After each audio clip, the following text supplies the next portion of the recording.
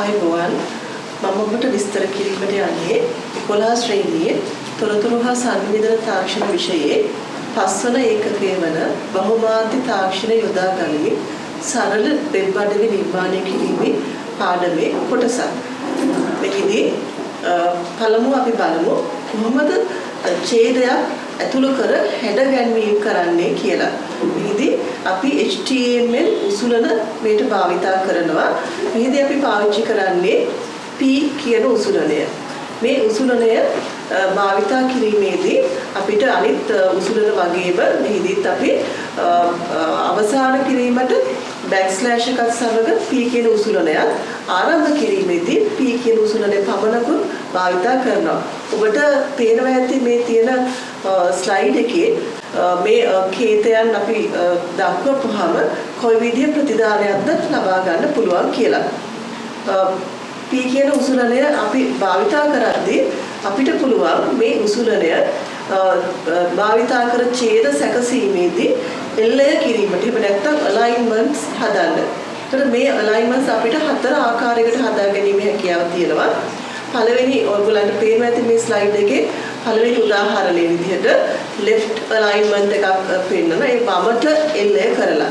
ඒතර අපි එල්ලය වෙනස් කරද්දී P කියන උසුලනය මැදට align සමානයි inverted commas ඇතුලේ left center right justify කියන අවශ්‍යතා අපි එක් කරපුවාම අපිට එහි එක එල්ලය කිරීමේ හැකියාවක් තියෙනවා. මෙහිදී left කියන උසුලනය භාවිතා කරොත් අපිට පුළුවන් වමට එක එල්ලය කරන්නට center කියන වචනේ භාවිතා කරොත් මැදට එක එල්ලය කිරීමට right කියන වචනේ භාවිතා කරොත් දකුණට එක එල්ලය කිරීමට justify කියන වචනේ භාවිතා කරොත් අපිට පුළුවන් දෙකෙලවරටම සමාන්තරව ඒ කියන්නේ වමට සහ දකුණට දෙපැත්තටම සමාන්තරව එකෙල්ලේ කිරීමට ඒ කියන්නේ alignments paragraph එකේ alignments සකස් කිරීමේ හැකියාව තියෙනවා.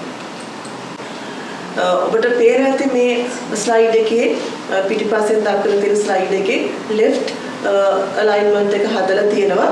ඒකේ අදාළ කේතයත් ඊට අදාළ ප්‍රතිදානයත් ඔබට පැහැදිලිව පේනවා ඇති. වාක්‍යයක වචන අතර පරතරය සකස් කිරීමට පුළුවන් අපිට HTML උසුලන භාවිතා කරලා. එතකොට මේ වාක්‍යයක වචන අතර පරතරය සකස් කිරීමට NBSP කියන උසුලනය පාවිච්චි කරන්න පුළුවන්. අපි මේ උසුලන වර්ගයට තවත් නමක් කියනවා character entity වර්ගයට අයත් උසුලනයක් කියලා. ඔබට මේ අදාළ මේ මට පිටිපස්සෙන් පේන ස්ලයිඩ් එකේ අදාළ කේතයත් ඊට අදාළ ප්‍රතිදානයත් පැහැදිලිව පේනවා ඇති. එහිදී අපි ඡේදයක් මැද්දට NBSP කියන අකුරු භාවිතා කරලා සෙමිකෝලන් එකක් යොදා ගත්තාම ඔයගලන්ට පේන ඇති ඊට අදාළ ප්‍රතිදානය එම අකුරු තියෙන ස්ථානයේ වචන අතර ඉඩක් ලබා දීලා තියෙනවා. ඊට පස්සේ අපි බලමු පේල් කීපයක් ඇතුළත් කිරීම සඳහා මොන උසුලනයද භාවිතා කර යුත්තේ කියලා. අපි මෙහිදී BR කියන උසුලනය භාවිතා කරනවා. මෙහිදී විශේෂත්වයක් තියෙනවා. BR එකත් එක්ක බෑක්ස්ලෑෂ් එක පාවිච්චි කරනවා. අපි ඕගොල්ලන් ඉගෙන ගත්ත කලින් තිබ්බ HTML උසුලනවල හැම වෙලේම ආරම්භක උසුලනයක් සහ අවසාන උසුලනයක් තියෙනවා. හැබැයි මේ පේලියක් ඇතුළත් කිරීමේට භාවිතා කරන BR කියන උසුලනයට ආරම්භ කිරීමට සහ අවසන් කිරීමට උසුලන වර්ග දෙකක් නැහැ. BR බෑක්ස්ලෑෂ් කියන උසුලනේ පමණයි පාවිච්චි කරන්නේ. ඔයගලන්ට මට පිටිපස්සෙන් දක්වා ඇති ස්ලයිඩ් එකේ පේනවා ඇති BR කියන උසුලනේ භාවිතා කරලා අපිට ඕන ඡේදයක් පහළට ගැනීමට හිස් පේලියක් ඇතුල් කරන්න ඕන නම් ඔයගලන්ට හිස් පේලියක් ඇතුල් කිරීමේ හැකියාව තියෙනවා. අපි දැන් බලමු HTML උසුලන භාවිතා කරලා ලයිස්තුවක් ඇතුළත් කරන්නේ කොහොමද කියලා. HTML උසුලන භාවිතා කරලා අපිට වර්ග තුනක ලයිස්තු ඇතුළත් කිරීමට හැකියාවක් තියෙනවා. අංකිත නොවන ලයිස්තු, අංකිත ලයිස්තු, විස්තරාත්මක ලයිස්තු. අංකිත නොවන ලයිස්තු අපි unordered list කියලා කියනවා. අංකිත ලයිස්තු වලට ordered list කියලා කියනවා. විස්තරාත්මක ලයිස්තුවට description එහෙම නැත්නම් definition list කියලා හඳුන්වනවා. දැන් අපි බලමු අංකිත නොවන ලයිස්තුවක් කොහොමද HTML වෙබ් පිටුවකට ඇතුල් කරන්නේ කියලා. මේදී අපි භාවිතා කරන්නේ UL කියන උසුලනය. ඒත් එක්කම අපිට LI කියන උසුලන භාවිතා කරන්න වෙනවා මේ ලයිස්තුවේ අගයන් එකින් එක පහළට වෙනස් කරගෙන යද්දී. ඒත් එක්කම මේ අංකිත නොවන ලයිස්තුවේ ගුණාංගයක් වන අංකිත නොවන ලයිස්තුවේ අපි සාමාන්‍යයෙන් අපි පාසලේදී පොතේ ලයිස්තුවක් ලියද්දී තරුවක් භාවිතා කරන බොහෝ විට. හැබැයි අපිට HTML වෙබ් පිටුවක් පාවිච්චි කරද්දී අපිට විවිධ හැඩයන් මේ සඳහා යොදා ගන්න පුළුවන්. වෘත්තාකාර හැඩයන්, ස්ක්වයර් හැඩයන්, ඩිස්ක් කියන හැඩ භාවිතා කරන්න පුළුවන්. ඒතර මේ හැඩය වෙනස් වීම සඳහා අපි type කියන ගුණාංගය වෙනස් කරනවා UL කියන උසුලනේ. ඔබට පේනවා ඇති මට පිටුපස දක්වා ඇති ස්ලයිඩ් එකේ unordered list එකක් ඇතුල් කරද්දී එකින් එක අගයන් වෙනස් කරද්දී LI කියන උසුලනයක් භාවිතා කරනවා. පළවෙනි අගය ඇතුළත් කිරීමේදී ඔබට පේනවා ඇති එම කේතයන්හි LI කියන උසුලනය ආරම්භ කරලා ඊට පස්සේ එම අවශ්‍ය අකුරු ටයිප් කරලා ආපහු LI කියන උසුලනය අවසන් කරලා තිනවා බෑක්ස්ලෑෂ් එකත් එක්ක. ඒ විදිහට අපිට එකිනෙක ලයිස්තුවේ එකිනෙක අගයන් ඇතුළත් කිරීමට ගිය හැකි. ලයිස්තුව ටයිප් කරලා ඉවර වුණාම බෑක්ස්ලෑෂ් එකත් එක්ක UL කියන උසුලනය භාවිතා කරලා අපිට එතනින් ඒ ලයිස්තුව අවසාන විදිහට දක්වන්න පුළුවන්. ඒත් එක්කම ඔබට පේනවා ඇති UL කියන උසුලනය පටන් ගැනීමේදී type කියන ගුණාංගය වෙනස් කරලා තියෙනවා circle විදිහට. ප්‍රතිදානයෙන් ඔබට පේනවා ඇති චූටි කළු පාට තිතක් දක්වලා තියෙනවා. ඒ type එක වෙනස් කරලා තියෙන නිසා අදාළ සංකේතය ප්‍රතිදාන විදිහට පේනවා. දැන් අපි බලමු අංකිත ලයිස්තුවක් ඇතුළත් කරන්නේ කොහොමද කියලා. අංකිත ලයිස්තුවකට අපිට කියන්න පුළුවන් ordered list එකක් කියලා. මෙහිදී අක්ෂර හරි ඉලක්කම් හරි භාවිතා කරලා අපි ලයිස්තුව පිළිවෙලින් සකස් කරන්න පුළුවන්. මෙහිදී OL කියන උසුලනේ අපි භාවිතා කරනවා. ඒත් එක්කම unordered list එකදී පාවිච්චි කරා වගේම LI කියන උසුලනේ පාවිච්චි කරනවා. එක එක ලයිස්තුවේ එක එක අගයන් වෙනස් කිරීමට පහළට යොදා ගන්න පුළුවන්. මෙහිදී ordered list එකේ unordered list එකේදී ඔයගලන්ට මතක ඇති type කියලා අගයක් වෙනස් කරා ගුණාංගයක්. ඒ අපි ඒ සඳහා යොදාගත්තේ යම්කිසි කේතයක්. ඒත් එක්කම මේ ordered list කියන ලයිස්තුවේදී අපිට වෙනස් කරන්න පුළුවන් type එක.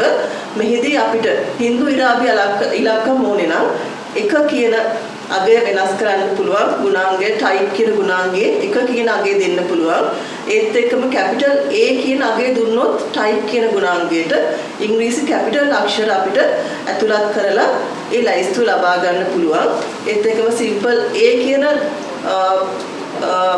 type එකට අදාළ අගය දුන්නොත් ඉංග්‍රීසි simple අක්ෂර වෙනස් කිරීමේ හැකියාවක් තියෙනවා. simple I කියන අගය type සඳහා යොදාගත්තොත් ඔයගලන්ට ඉංග්‍රීසි simple අක්ෂර සහිත රෝම ඉලක්කම් සහිත ලයිස්තුවක් ලබා ගැනීම හැකියාව තියෙනවා.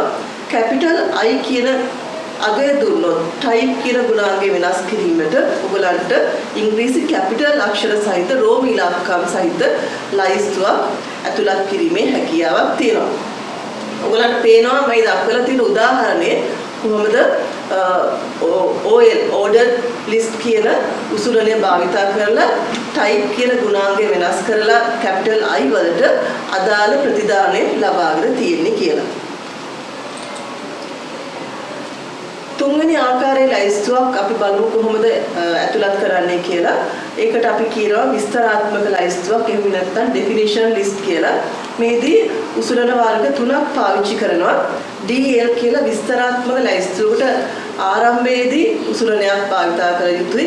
ඒත් එක්කම item හැඳින්වීමට එකින් එක හැඳින්වීමට DT කියන උසුලනේ භාවිතා කරනවා. ඒත් එක්කම ඒ අදාළ item එකට අදාළ විස්තර ඇතුළත් කිරීමට DD කියන උසුලනය භාවිතා කරනවා. ඔබට පේනවා ඇති මා පිටිපස්සෙන් දක්වා ඇති ස්ලයිඩ් එකේ ඒ අදාළ කේතයන් භාවිතා කරලා ප්‍රතිදානයක් ලබාගෙන තියෙනවා. මේදී ඔයගලන්ට පේනවා ඇති DL කියන උසුලනේ භාවිතා කරලා තියෙනවා මුලින්. ඒත් එක්කම විස්තරාත්මක ලයිස්තුව අවසන් කිරීමට DL කියන උසුලනේ අවසන් කරලා තියෙනවා. ඒත් එක්කම DT කියන උසුලන මගේ විස්තරාත්මක ලයිස්තුවේ අයිතම පටන් අරන් තියෙනවා. ඒක ඇතුලේ ඔයගලන්ට පේන ඇති DD කියන උසුලන මගේ අදාළ විස්තර ලබා දීලා තියෙනවා. දැන් අපි බලමු වෙබ් පිටුවකට අධිසන්ධානයක් ඇතුල් කරගන්නේ කොහොමද කියලා. අපි මේකට ඉංග්‍රීසියෙන් කියනවා hyperlink එකක් කියලා. මොකද්ද මේ අධිසන්ධානයක් කියලා කියන්නේ? ඔයගලන් දැකලා ඇති වෙබ් පිටුවකට ගියාම ඔයගලන්ට සමහරලාට සමහර බොත්තම් තියෙනවා ක්ලික් කරලා තවත් තැනකට වෙබ් පිටුවක් බලන්න පුළුවන්. එහෙම නැත්නම් සමහර තැන් තියෙනවා අදාළ පාඩයක් දීලා තියෙනවා. ඒ පාඩය ක්ලික් කරපුවම ඔයගලන්ට වෙනත් වෙබ් පිටුවකට හරි වෙනත් ෆයිල් එකක් එහෙම නැත්නම් ලේඛනයකට යන්න පුළුවන්. ඒතර මේ ආකාරයෙන් සකස් කරන එකට අපි කියනවා අධිසන්ධානයක් එහෙම නැත්නම් hyperlink එකක් කියලා. මේ සඳහා අපි යොදාගන්නේ anchor කියන උසුලනය. simple A එහෙම නැත්නම් A අකුර පාවිච්චි කරලා යොදා ගන්න පුළුවන්. ඒතර මේ anchor උසුලනේ HREF කියන ගුණාංගයට අපි සම්බන්ධිත ගොනුවේ නම හෝ සම්බන්ධිත වෙබ් පිටුවේ URL එක Uniform Resource Location එක දුන්නාම අපිට පුළුවන් ඒ අදාළ ගොනුව එහෙම නැත්නම් අදාළ වෙබ් පිටුවට යාමට හැකි වෙනසේ hyperlink එකක් එහෙම නැත්නම් අධිසන්ධානයක් ඇතුල් කරන්න. මේදී ඔබ සැලකිලිමත් වෙන්න ඕනේ HREF කියන ගුණාංගයට සම්බන්ධිත ගොනුව ඇතුල් කිරීමේදී එම ගොනුව ඔබගේ මේ HTML වෙබ් පිටුව නිර්මාණය කරපු වෙබ් පිටුව තියෙන ෆයිල් ෆෝල්ඩර් එකේ ෆයිල් ගොනුවේ තියෙනවා නම් ඔබට ඒකේ නම විතරක් යොදා ගන්න පුළුවන්. එහෙම නැත්නම් වෙනස් ස්ථානයක ගබඩා කරලා තියෙනවා නම් පරිගණකයේ අර ඔයගොල්ලන් ඉස්සෙල්ලා පින්තූරයක් ඇතුල් කිරීමේදී දුන්න විදිහටම ඊට අදාළ පාත් එක එහෙම නැත්නම් ඊට ගමන් ඒ ෆයිල් එකට යෑමට අවශ්‍ය මාර්ගය අපිට මේ පෙන්වන්න ඕනේ. ඔබ දැන් ඉගෙන ගත්තා HTML භාවිතා කරලා ඡේදයක් සකස් කරන විදිහ, ඒ ඡේදය ඇතුල් කරන විදිහ, ඒ ඡේදය ඇතුලේ alignment එහෙම නැත්නම් එල්ලය කිරීම විදිහ අකුරු අතර එහෙම නැත්නම් වචන අතර ඉඩ ලබා දෙන විදිහ, ඊට පස්සේ හිස් පේලි එහෙම නැත්නම් තවත් පහලට පේලි එකතු කරන විදිහ, ඒත් එක්කම ලයිස්තු එකතු කිරීමට ඉගෙන ගත්තා. ආකාර තුනක ලයිස්තු, අංකිත නොවන සහ විස්තරාත්මක ලයිස්තු ඇතුල් කරන විදිහ ඉගෙන ගත්තා. ඒත් එක්කම අධිසන්ධානයක් ඇතුල් කරන විදිහත් ඉගෙන ගත්තා. මම හිතනවා ඔබ සියලු දෙනාටම පැහැදිලි ඇති දැන් මේ කොටස් කොහොමද ඇතුල් කරගන්නේ කියලා ඔබගේ HTML පිටුවට ආයුබෝවන්.